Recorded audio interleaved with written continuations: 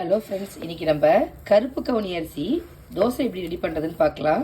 அதுக்கு நான் கருப்பு கவுனி அரிசியை 4 கப் அளவு எடுத்து வச்சுருக்கேன். இப்போ இதை நல்லா வாஷ் பண்ணிவிட்டு ஒரு 8 மணி நேரம் நல்லா சோக் பண்ணிக்கலாம். இப்போ இதை தண்ணி ஊற்றி நல்லா ஊற வச்சுட்டேன். இப்போ 4 கப் அளவு நான் ரைஸ் எடுத்திருக்கேன். அதுக்கு 1 கப் அளவு நான் உளுந்து எடுத்திருக்கேன். கருப்பு உளுந்து தான் எடுத்திருக்கேன். இதையும் நல்லா நம்ம வாஷ் பண்ணிவிட்டு சோக் பண்ண வச்சிடலாம். நாங்கள் ஊர்ன அரிசி உளுந்து நல்லா அரைச்சி நான் மிக்ஸ் பண்ணி எடுத்து வச்சுருக்கேன். இப்போ இது ஒரு 8 மணி நேரம் போல் புளிச்சு வரட்டும். நம்ம எப்படி மாவு அரைப்போமோ அதே மாதிரி தான் அரைச்சிருக்கேன். ஆனால் நான் இன்றைக்கி மிக்சியில் தான் அரைச்சேன். இப்போ பாருங்கள் இது எந்த அளவுக்கு நல்லா புளிச்சு வந்திருக்கு அப்படின்னு. இப்போ இதில் நம்ம தோசை ஊற்றிக்கலாம். நீங்கள் இட்லி வேணாலும் ஊற்றிக்கலாம், இல்லை தோசை வேணாலும் ஊற்றிக்கலாம். நான் இன்றைக்கி தோசை தான் ஊற்ற போகிறேன்.